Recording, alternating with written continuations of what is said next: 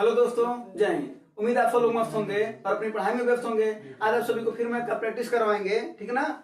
और फिर क्वेश्चन देखा जाएगा। एसएससी का एक प्रीवियस ईयर क्वेश्चन है, तो जरा पहला क्वेश्चन लगाइए सभी लोग। जरा देखिए पहला क्वेश्चन क्या कर रहा है। ये नावधारा का क्वेश्चन है। पहला क्वेश्चन देखिए क्या कर रहा है, और आप लोग भी लगाइए साथ साथ में। देखिए क्या कर रहा है। असल का जो आंसर आया तो बताया करिए, ठीक है। तो पहला क्वेश्चन देखो, नाव और धारा का क्वेश्चन है। नाव और धारा में एक नाव होती है। नाव की चाल मान लेते हैं x होता है ना। जिसका आंसर आ जाएगा वो बताएगा।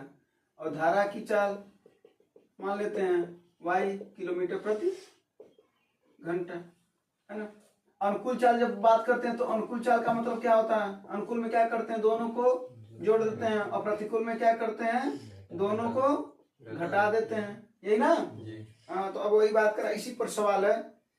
2 घंटे में धारा के अनुकूल 35 किलोमीटर जा सकती है। और फवे प्रकार की चाल है तो जाहिर सी बात, इसके आगे दूरी बटा समय छुपा हुआ है कि नहीं है। हाँ, तो देखो क्या कर रहा है, अनुकूल में अब लगा आंसर। देखो अनुकूल में जा रहा है कितना, यानी अनुकूल चाल यही है ना। 35 किलोमीटर की दूरी कितने में जा रहा है, 2 घंटे में, ये ना। कितना आया, 17.5, ये ना। अब फिर क्या कर रहा है, प्रतिकूल में भी जा रहा है कितना, वही दूरी कितने देर में, 7 घंटे में। कितना आया, 5। यानी अनुकूल चाल आ गया कितना, 17.5 किलोमीटर प्रति घंटा। प्रतिकूल चाल कितना आ गया, 5 किलोमीटर प्रति घंटा। अगर नाव की चाल ज्ञात करनी है और अनुकूल पता हो प्रतिकूल पता हो तो दोनों को जोड़ देना, यानी अनुकूल प्लस प्रतिकूल, और इसको आधा कर देना, ठीक है। और अगर धारा की ज्ञात करनी होगी तब क्या करना, इन दोनों को घटा देना, ठीक है। और इनको क्या कर देना भैया, आधा कर देना। तो बस अब इनको जोड़ दो तो 17.5 और 5 जोड़ना ना इन लोगों को। कितना जाएगा, 22.5 बटा 2 कितना आ जाएगा, 11.25। यानी नाव की चाल कितनी है, 11.25 किलोमीटर प्रति घंटा। अगर धारा का पूछा होता तब क्या होता, तो इसमें से घटा देते, तो 17.5 में से 5 जाए तो 12.5, इसका आधा कर देते कितना आ जाता, 6.25, ठीक है। तो साथ साथ कॉन्सेप्ट भी याद रखिएगा कि नाव की चाल और धारा की चाल पता हो तो अनुकूल और प्रतिकूल पता हो जाता है, दोनों को जोड़ दिया जाए। और सब क्या दूरी बटा समय छुपा हुआ है, तो यहाँ पर हम अनुकूल चाल ज्ञात कर लिए, दूरी दिया था, समय दिया था, दूरी दिया था, समय दिया था, तो अब प्रतिकूल चाल ज्ञात हो गया यहाँ से। जब अनुकूल और प्रतिकूल ज्ञात होता है तो नाव की चाल ज्ञात करने के लिए क्या करते हैं, दोनों को जोड़ के आधा, और धारा की ज्ञात करने के लिए क्या करते हैं भैया, दोनों को घटा करके। कोई दिक्कत, दिक्कत नहीं है तो अच्छी बात है। अगला फल लगा तो दिक्कत होगा। अगला देखो,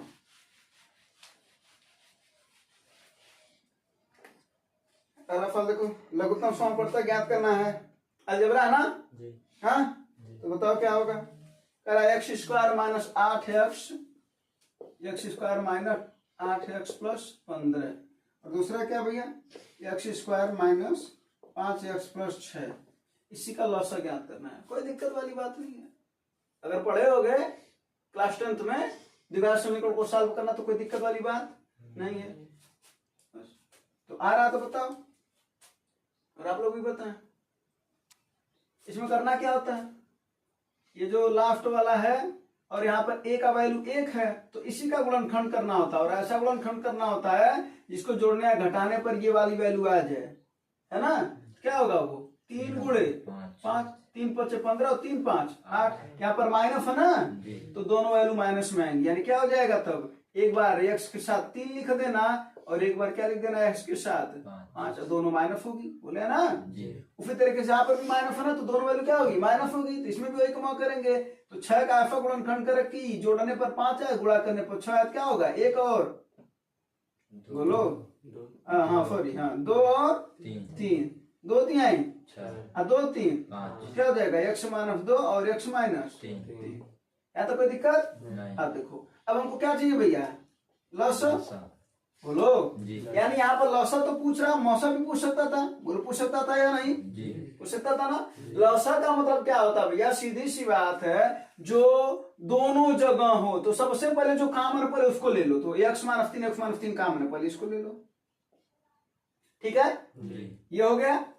अब उसके बाद से जो बच रहा है वो भी लसा होता है, यानी क्या हो जाएगा x माइनस 5 और x माइनस 2, यानी ये जो ऑप्शन में है, यानी किस ऑप्शन में, पहले वाले में देखो x minus 2 x minus 3 x minus 5, वो रीअरेंजमेंट है ना।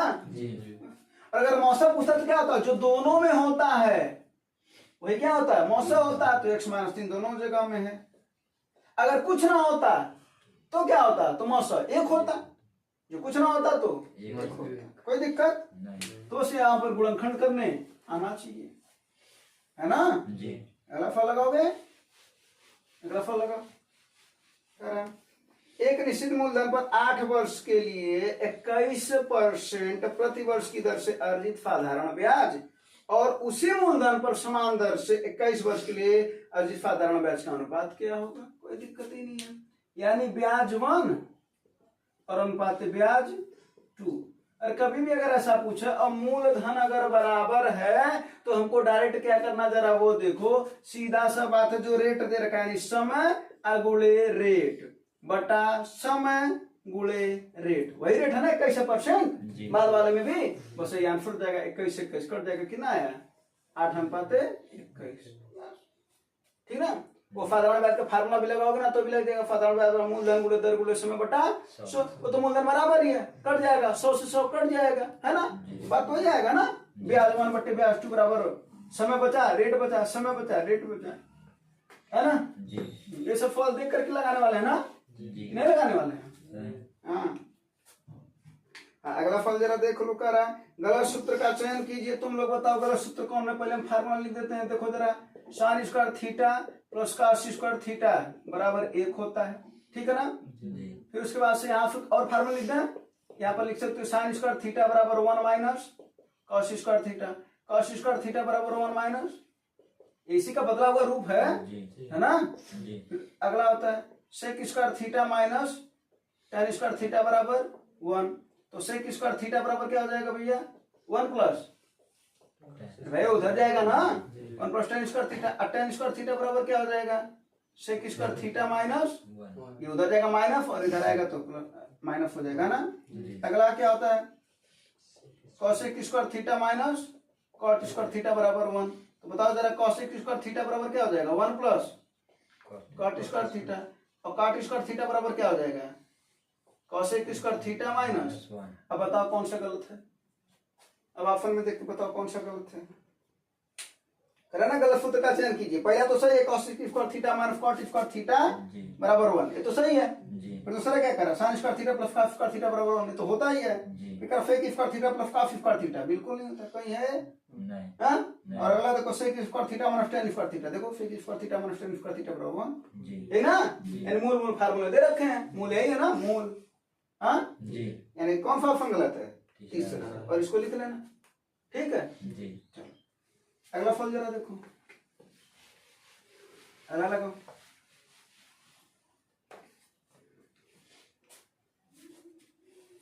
सुरेश दिनेश रमेश, यही है ना जी। सुरेश है, रमेश है और दिनेश, उसका अनुपात दे रखा 3, 6, 8 करा है। वे निवेश करते हैं, फिर बाद में वे 5%, 15% और 20% धन बढ़ा देते हैं, पैसा बढ़ा दे रहे हैं, कोई दिक्कत ही नहीं है वाले फल में, है ना। करा तो बाद में उनका लाभ का अनुपात क्या होगा, देखो भैया जो जितना रुपया लगाता है ना उतना लाभ कमाता है।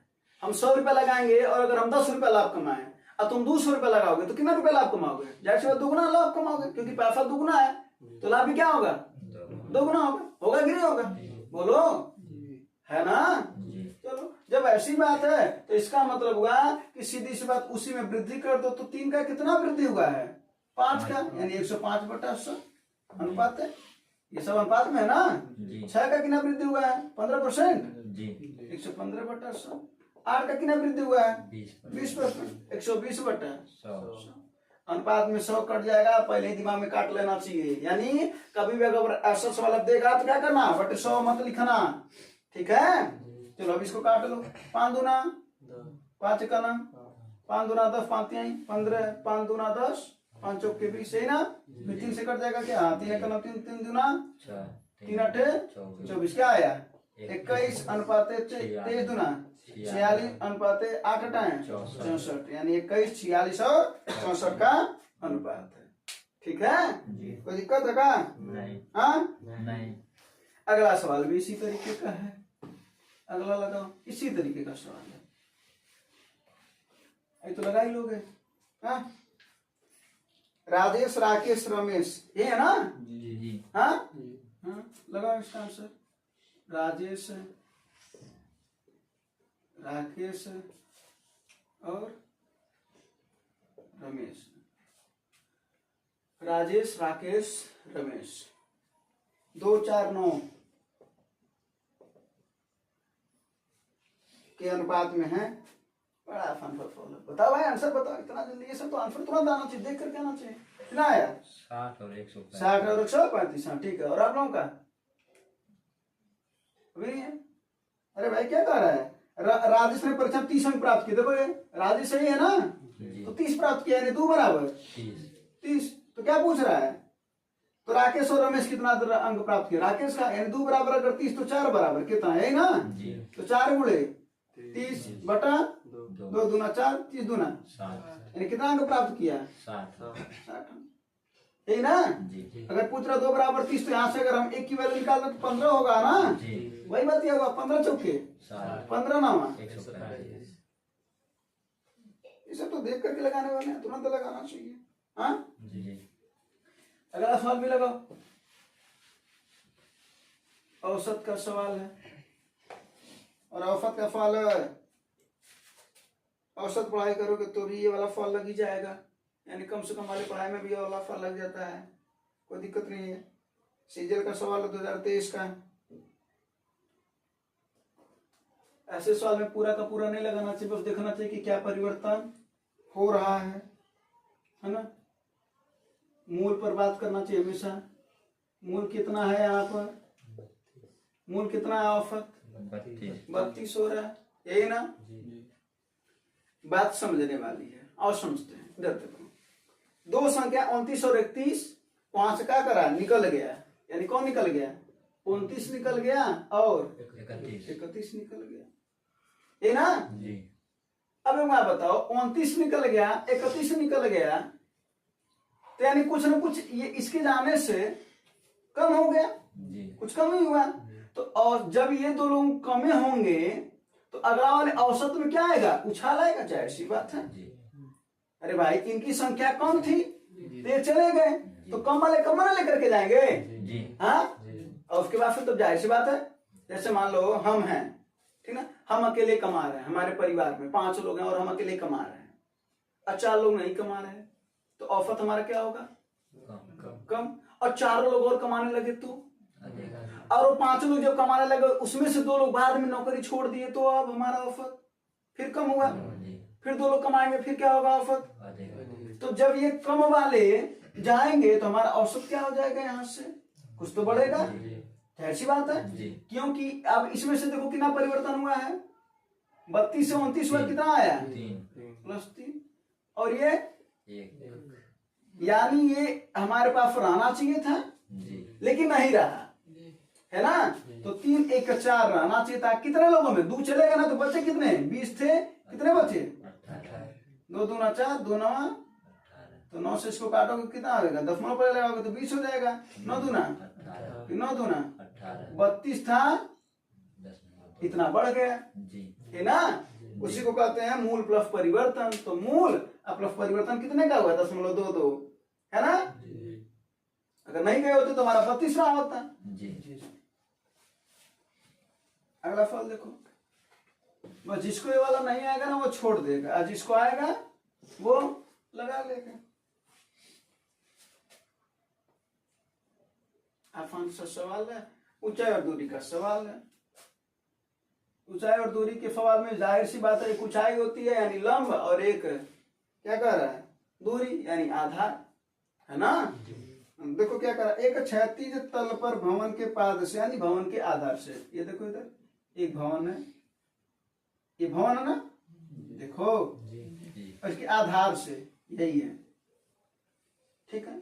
जी हाँ जी कोई दिक्कत नहीं स्पीड तो नहीं है ना कोई नहीं इतना से तो बता रहा ना जी अरे भवन के आधार से 70 मीटर दूर जाओ 70 मीटर दूर कोई दिक्कत करा उसका उन्नयन कोण यानी यहां से जब तुम भवन के शीर्ष को इधर ताक रहे हो तो उसका उन्नयन कोण इसका मतलब यही देख रहे हो तुम ये तो देख रहे हो ना जी तो कह रहा है इसका उन्नयन कोण कितना है 60 डिग्री तो ये मान लेते ए है बी है और सी है त्रिभुज बन गया ना जी तो कह रहा है तो भवन की ऊंचाई बताओ यही क्या करना है ऊंचाई बताना है और ये पता है अब बताओ लंब पता है आधार पता है तो कौन सा फार्मूला लगाओगे तो कहोगे ना tan थीटा किस त्रिभुज में त्रिभुज ए जो होता ना जो कोण होता है उसी को बीच में लिखते हैं तो ए सी बी में tan थीटा थीटा बराबर क्या होता है लंब बटा आधार यानी ए बी बटा बी सी ये होता है ना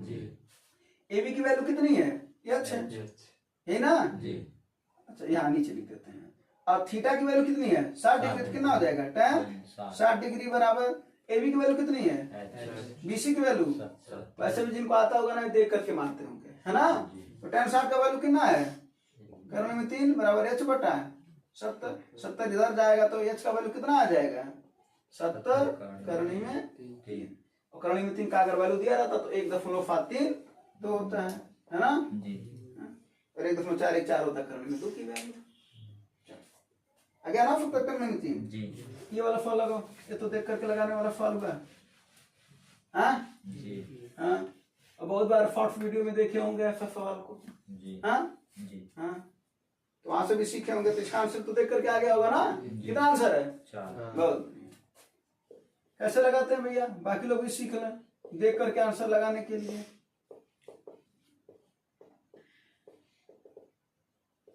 ये कहां तक दिया है अनंत तक दिया है तो कभी भी अगर ऐसा सवाल दे तो क्या करना है इसका गुणनखंड करना है और ऐसा गुणनखंड होना चाहिए जिसका अंतर हमेशा कितना आए एक आए तो 4 और 5 देखो 4 गुणे 5 4 बच्चे और इसका अंतर कितना है एक है तो जब चिन्ह माइनस होगा चिन्ह क्या होगा तो छोटा वाला मान इसका होगा और चिन्ह प्लस रहता तो बड़ा बना यहाँ पर माइनस है ना जी सवाल बहुत सारे बन सकते हैं और फॉल कौन सा बन सकता है बताओ जरा मान लो 42 दे दें प्लस 42 दे दें प्लस 42 दे दें और प्लस डॉट इनफाइनाइट तो जरा बताओ इसका क्या हो जाएगा इसका गुणनखंड करोगे ना 6 और 7 6 7 42 प्लस है ना इसका अंतर भी एक है तो प्लस है ना तो इसका आंसर कौन होगा बड़ा वाला ठीक ना कोई दिक्कत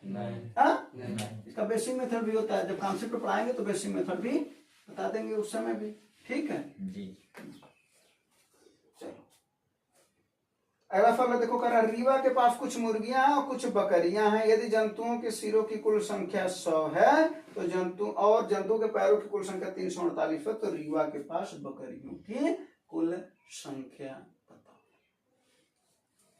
बता देते इस सवाल को 2-3 तरीके से है ना आ रहा पहले बताओ फॉल तो बताया गया होगा कभी कभी आंसर बताओ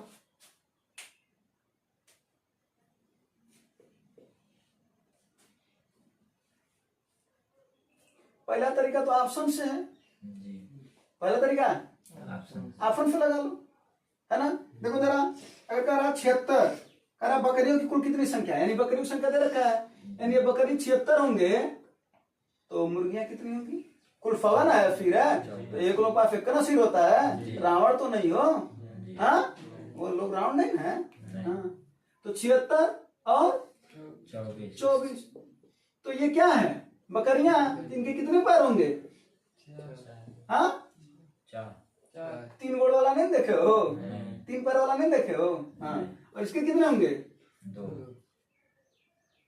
ठीक है तो इसका गुणा करो 4 छक्के 24 4 छक्के अरे सॉरी 4 सत्ते 28 और 2 3 4 4 और कितना हो जाएगा 48 कितना संख्या है 8 4 12 352 आ गया 352 जबकि पैरों की संख्या कितनी होनी चाहिए थी 348 अगर 348 की जगह पर अगर 352 दिया होता तो 76, लेकिन नहीं दिया तो कोई बात नहीं है ना। अगला ऑप्शन से लगा लो। अगला ऑप्शन क्या कहता है भैया? 74 ना, 74 गुणे 4 भाई बकरी है ना, तो कितने मुर्गी बचे?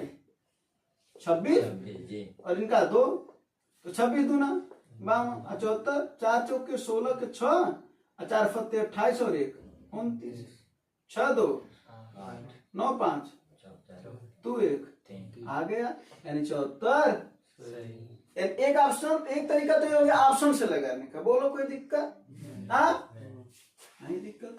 दूसरा तरीका बता दें? हाँ दूसरा तरीका ये है कि अगर हम मुर्गी को x मान लें और बकरी को कह दो यही ना मानिए, है ना, तो क्या कर देंगे? x प्लस वाई, भाई इन्हीं का ना सिर है, इन दोनों को मिलाकर के कितनी संख्या है? 100 है। कितनी संख्या है? 100 है। अब एक बात बताओ, एक मुर्गी के पास कितने पैर होते हैं? 2x हो गया। बकरी के पास कितने पैर होते हैं?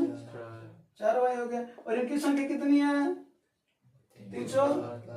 यहाँ से समीकरण को सॉल्व करके x और y की वैल्यू निकाल सकते हो। हाँ जी भाई, 2 का गुणा कर दो, यहाँ पर 2 और यहाँ पर 2, और ये कितना हो जाएगा? तब 200 घटा दो, कट जाएगा। 2y में 4y जाए माइनस 2y, और 348 में से 200 जाए माइनस से माइनस कट जाएगा, 2 से इसको काट 2 सत्ते 14 आ गया कि नहीं? 74। जी हाँ एक तो ये तरीका हुआ। और कौन तरीका सीखना चाहते हो? जी एक और तरीका सीख लो। तो कितने पैर हैं? पैर पर ध्यान देना है। किस पर ध्यान देना है? पैर पर। कितने पैर हैं? 348 348 को बीच में लिख दो, एक ऐसे चिन्ह बना दो, एक ऐसे चिन्ह बना दो, कोई दिक्कत? नहीं। अब ये मान करके चलो कि जो 100 संख्या ना, वो 100 मुर्गियों और 100 क्या हो? बकरियां हो। ये मान करके चलो। क्या? एक देखो, एक मुर्गी है और एक क्या है? बकरी, ये ना जी 100 संख्या है। पूरा का पूरा ये मान करके चलो कि 100 की 100 क्या है? मुर्गी है। तो अगर इनके पैरों की संख्या बात करेगा तो एक मुर्गी के पास कितने पैर? 2 तो 100 के 200 ये बात समझ में आया कि नहीं आया? जी। एक बकरी के पास कितने पैर? 4 तो 100 के पास 4 ये बात समझ में आया कि नहीं आया? आया। अब इसका अंतर निकाल लो। अब इसका अंतर ले लो, तो 200 और 348 का अंतर कितना होगा? 148 और 400 और 148 का अंतर, सॉरी 400 और 348 का अंतर कितना होगा? 52। यही ना? अब इसका रेशियो निकालो, कट जाएगा ना 26 बार में। हाँ 2 सत्ते 14, 2 चौके 8। मुर्गी कितने हुए? 26 बकरी कितने हैं? 74 ये तो पूछ रहा था। जी नहीं समझ में आ गया? हाँ तो ऐसे सवाल में क्या करना है? पैरों की संख्या बीच में निकल लेना है और सभी को मान करके चलना है कि क्या है? वो सभी उनके पैर है, ये मान करके चलना है। यानी एक मुर्गी के पास 2 तो 200, 100 है ना संख्या? जी। वाला सवाल अब तो नहीं बोलोगे ना ये वाला सवाल? नहीं। देखो ये वाला सवाल अभी भी ट्रेंडिंग में चल रहा है। ट्रेंडिंग में चल ही रहा ना, सीनियर का क्वेश्चन अगर है तो डरते इसका वो, है ना? जी।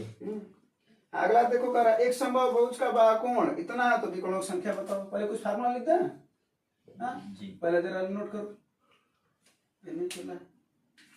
हाँ जरा नोट करो, ये देखो सम बाम, समबाहु है ना, सम बहुभुज है, सॉरी सम बहुभुज, ठीक ना, के आंतरिक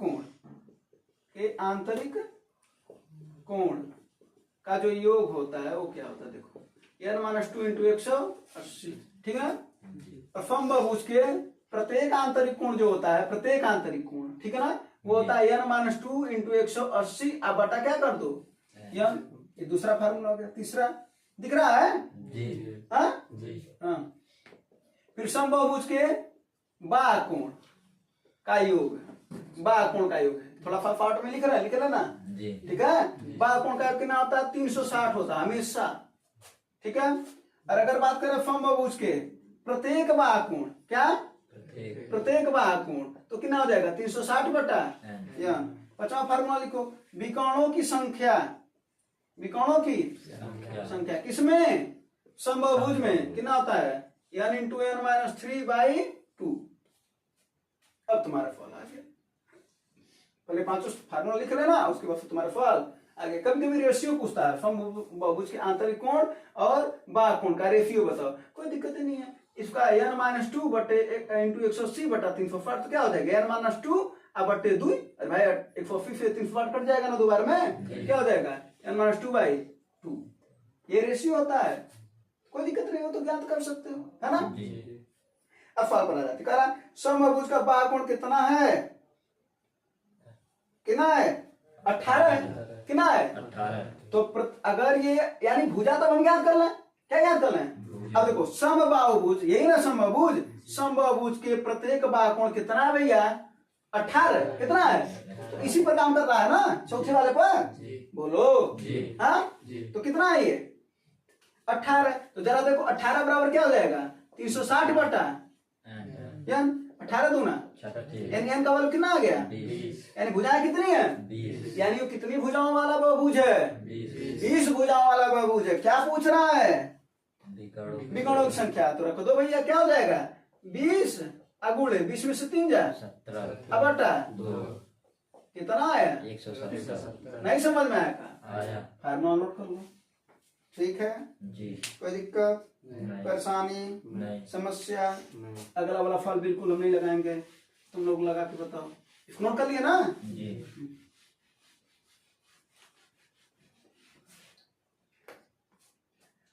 बताओ कौन सा आंसर होगा?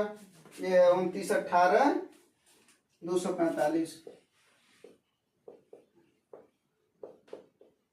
करा। किससे कटेगा? 3 से कटने का नियम बताते क्या? सभी अंकों को जोड़ दो। अगर 3 से कट रहा तो संख्या भी 3 से, सभी को जोड़ो। दूनो बोलो भाई, दूनो 11 1 12 8 20 2 12 4 26 26 5 31। यही ना? क्या 3 से कटेगा? 31 3 से नहीं कटेगा, तो नहीं 3 से कटेगा। आज जब 31 से होगा यार तो 9 से भी तो नहीं कटेगा ना, ऑप्शन में 9 भी तो दिया ना।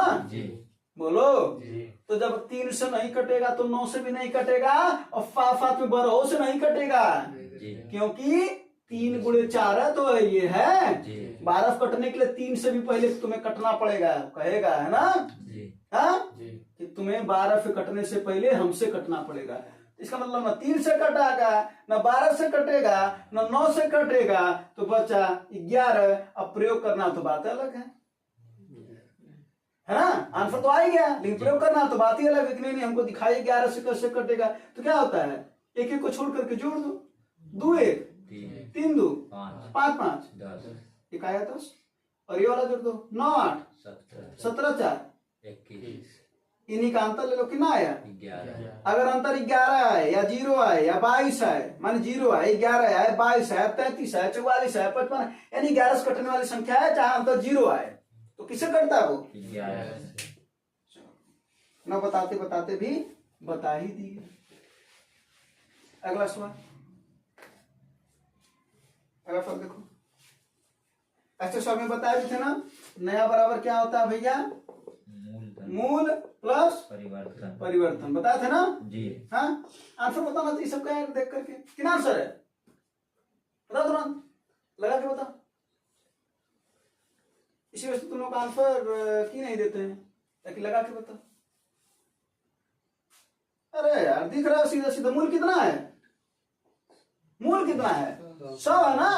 अब परिवर्तन कितना हो रहा है? 4 किलोग्राम बढ़ जा रहा है। कितने लोगों में? 3। तो 3 गुणे 4। भाई 3 लोगों में 4 बढ़ रहा तो 3 चौके 12 बढ़ेगा ना। जी। योग बराबर होता ना औसत प्लस औसत इंटू संख्या जी। तो 4 बढ़ जा रहा ना। जी। 3 चौके 12 कितना आ गया? 112। क्या भैया ठीक है।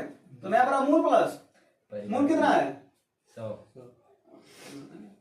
कोई दिक्कत नहीं। परेशानी नहीं।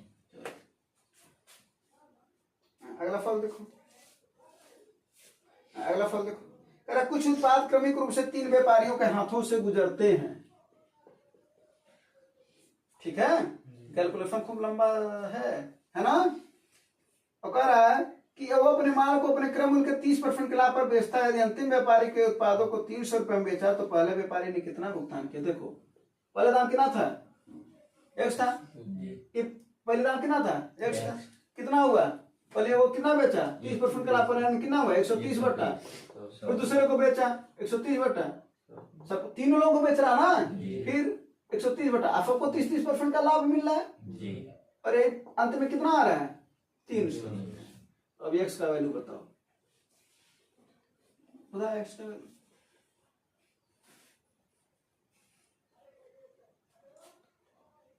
बताओ, तो वैसे कैलकुलेशन है ना। जी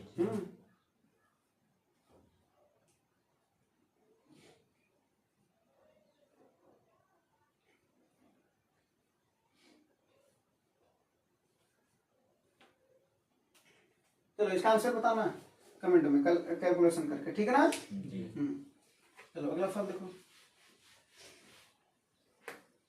कॉन्सेप्ट तो बताना था बस बता दिए है ना। जी अगला फल देखो, हाँ अगला फल लगाओ, क्या है 1 प्लस एक्स एक्स, ठीक है, फिर 1 प्लस एक्स स्क्वायर, फिर 1 प्लस एक्स का 4, फिर 1 प्लस एक्स का 8, उसके बाद वो कुछ है 1 माइनस 1 माइनस है। इसको अगर हम पहले लिख दें तो कोनो प्रॉब्लम, नहीं भाई पहले लिख दें तो कोनो दिक्कत है क्या, नहीं नहीं है ना। अब तुम्हें बताए थे फार्मूला ए स्क्वायर माइनस बराबर एक क्वेश्चन ए प्लस बी और दूसरे क्वेश्चन में ए माइनस बी जरा बताओ एक क्वेश्चन में प्लस बी एक क्वेश्चन में माइनस बी है कि नहीं है, तो ये ए स्क्वायर माइनस बी स्क्वायर हो जाएगा कि नहीं हो जाएगा, ये 1 माइनस एक्स स्क्वायर हो जाएगा कि नहीं हो जाएगा, जी बोलो जी हाँ। चाहे तो तुरंत दिखाता, फिर ये इसके साथ क्या हो जाएगा, ए प्लस फिर ए प्लस बी जी और ए माइनस बी और ए प्लस बी, फिर वही काम करेगा, जी। तब क्या आएगा 1 minus x to the power, 4 फिर इसके साथ वही आएगा, जी फिर क्या आएगा 1 minus x to the power, 8 फिर इसके साथ आएगा, फिर 1 minus x to the power, 16 ये आंसर होगा, जी बोलो। तो जब भी ऐसा सवाल आए तो जरा देखो, ये अगर माइनस से पहले दे रखा है और इसको बाकी सब प्लस में दे रहेंगे, तो जो 8 जो अंतिम में अगर उसी का दोगुना कर देना घात पर, तो 8 दूना 16 और माइनस लगा देना, ठीक है, जी कोई दिक्कत, नहीं बाकी तो समझो क्यों ना कैसे आएगा, जी। बाकी एक ही लाइन करके दिखाएं, नहीं समझ में आया? जी बड़ी अच्छी बात है। चलो अगला देखो, ये तो कॉन्सेप्ट अगर पता होगा तो लगा लोगे, नहीं कॉन्सेप्ट पता होगा तो नहीं लगा पाओगे। कॉन्सेप्ट ये होता है, कॉन्सेप्ट बता दें फिर आंसर दो, जिसका आ रहा होगा उसका तो आंसर आ ही रहा होगा। कॉन्सेप्ट ये होता है कि दो समरूप त्रिभुज, समरूप का मतलब देखो क्या होता है,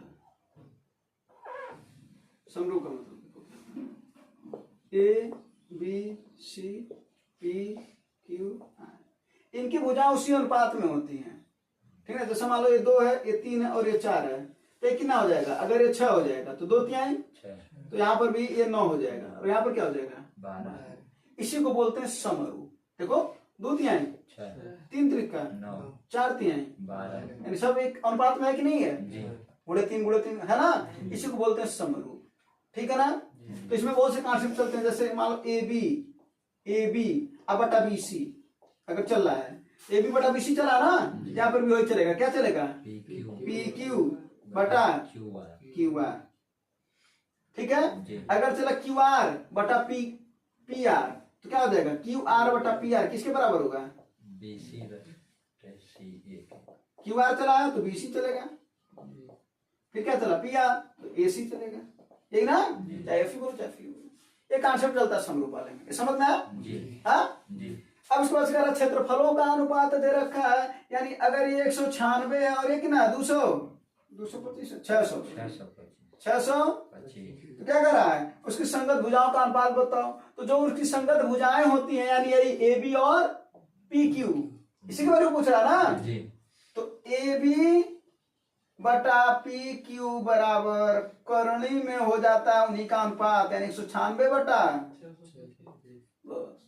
समझे कि नहीं, कितना हो जाएगा 14 बटा 25, ये आंसर है, नोट करके लिख लेना, ठीक है।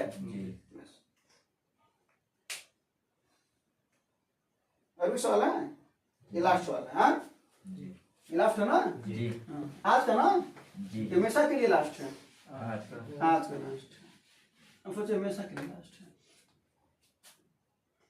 तो बताओ, एक चुनाव में 2 उम्मीदवार भाग लेते हैं, जाहिर सी बात है, उम्मीदवार तो कई भाग लेते हैं, लेकिन यहाँ पर कितने हैं? 2। पहला कितना परसेंट वोट पाता है? 64। कुल कितना परसेंट वोट पड़ता है माना जाता है चुनाव में? 100%। माना कितना जाएगा? 100%। 64 कौन पाया? पहला। तो दूसरा का कितना पाया होगा? 36। जाहिर सी बात है, राइट। 4 में फिर 64 को घटाओगे 36 आएगा। ये करा। अब देखो क्या कर रहा है कि वह 434 मतों से जीत गया। कौन जीता? ये वाला 64 वाला, यानी ये इससे ज्यादा पाया है। अगर हम पूछते परसेंट में कितना ज्यादा पाया है, तो जाहिर सी बात है तुम कहते 64 में फिर 36 को घटा दीजिए, यही ना? तो 64 में फिर 36 को माइनस करो, कितना आएगा? 28%। यानी 28% वोट पहला वाला दूसरे से ज्यादा पाया है। ये क्लियर हुआ? बोलो। तो 28% अगर ये वोट ज्यादा पाया है, या हम कहें 28%, अच्छा है कहें 434 वोट, काउंटिंग में 434 होगा, परसेंट में 28 होगा, है ना? तो पूछ रहा कुल वोटों की संख्या, कुल वोट कितने थे? 100 बराबर पूछ रहा, क्या हो जाएगा? 100 गुणे 434 बटा, है ना? 4 सत्ते, ये 25 बार में कट जाएगा ना? और इसको काटो, 7 छक्के, एक बचेगा 7 दूना, है ना? 25 से गुणा करना है इसमें, तो इसका कर दो 25 दूना 50 के कितना आया? 5। 25 छक्के 150, और 5 और जोड़ दोगे कितना आ जाएगा? 155, यानी 1550। 1550। कोई दिक्कत? हाँ, आंसर आएगा ना? चलो, तो यही सब सवाल थे, प्रैक्टिस कराने थे। उम्मीद आप लोगों को भी समझ में आया होगा। धन्यवाद। जय हिंद।